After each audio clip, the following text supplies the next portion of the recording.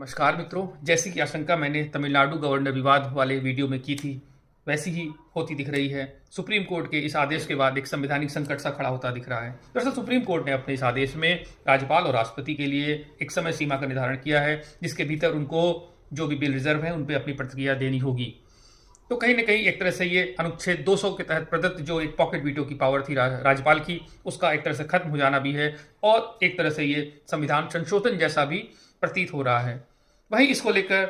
उपराष्ट्रपति धनखड़ ने भी काफी कड़ी प्रतिक्रिया दी है। उन्होंने अभी एक संबोधन में अपने कहा है कि राष्ट्रपति जो शपथ लेता है वो अन्य लोगों से, अन्य अधिकार जो प्राधिकारी है संविधान के रक्षक उनसे अलग होती है, क्योंकि वो संविधान के संरक्षण, सुरक्षा और प्रतिरक्षण के लिए शपथ लेता है। तो उसके खिलाफ इस तरह का एक मैंडेमस जैसा आदेश जो कि लग रहा है वो नहीं होना चाहिए था। और उन्होंने साथ साथ ये भी कहा है कि अनुच्छेद 124 के तहत राष्ट्रपति जो नियुक्ति करता है अन्य जजों की, सुप्रीम कोर्ट और हाई कोर्ट के, वहां पे उसको चीफ जस्टिस से सहमति लेने की नहीं बल्कि सलाह, कंसल्टेशन का शब्द यूज हुआ है, इन कंसल्टेशन विद कहा गया है। तो वो एक सलाह की वहां पे व्यवस्था थी, लेकिन सेकंड जज केस में सुप्रीम कोर्ट ने इसका इंटरप्रिटेशन सहमति कॉन्करेंस के द्वारा करके अपनी शक्तियों को बढ़ाया है। साथ ही साथ उन्होंने कहा कि 142 अनुच्छेद का प्रयोग एक न्यूक्लियर मिसाइल की तरह हो रहा है जो लोकतांत्रिक शक्तियों के खिलाफ चलाई जा रही हैं, और जो सुप्रीम कोर्ट है एक वो सुपर संसद सी बनती दिख रही है। बहरहाल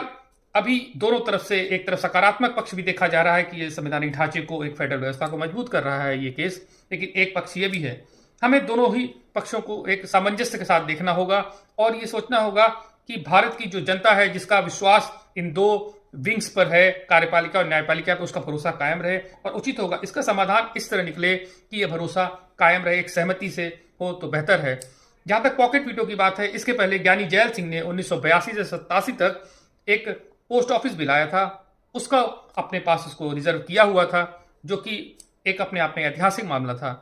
अनुच्छेद 142 के तहत जो शक्तियों का उपयोग किया है सुप्रीम कोर्ट ने, ये एक तरह से संशोधन की बात लगती है, जिसके लिए 1973 के केशवानंद भारतीवाद में सुप्रीम कोर्ट ने साफ किया था कि हमारी जो शक्तियां हैं उनका उपयोग कानून के संशोधन या फिर एक नए कानून बनाने के लिए नहीं किया जा सकता। साथ ही साथ बताते चलें कि 142 अनुच्छेद का प्रयोग इसके पहले विशाखा गाइडलाइन इशू करने के लिए, जो कि महिला सुरक्षा के संबंध में था, तब उपयोग किया था। इसके अलावा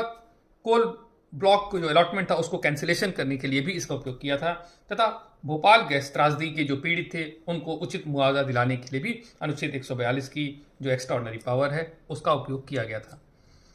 बहरहाल अब केंद्र सरकार के सामने क्या उपाय है इस संबंध में, उसको भी हम समझते हैं। एक तो पहला यह है कि रिव्यू पिटीशन के माध्यम से एक बार पुनः जो जजेस हैं वो इस मामले